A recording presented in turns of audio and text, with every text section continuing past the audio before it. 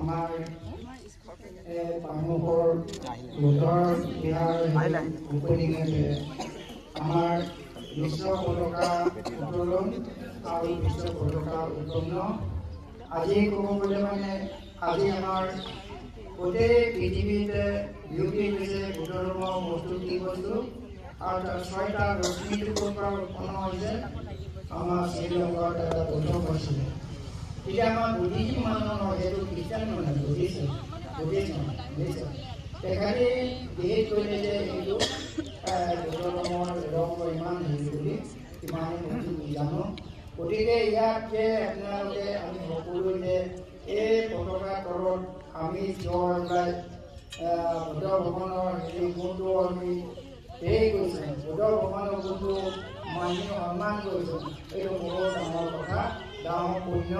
আৰু আজি ক'ব গ'লে মানে এই ভ্ৰমন্ত বা এই সুকৌশল বা আমাৰ নৰ্থ ইষ্টত ক'ব গ'লে আমাৰ এই মন্দিৰটো বহুত তলতে আগবাঢ়িছে সেইকাৰণে আপোনালোকে ক'ব গ'লে মানে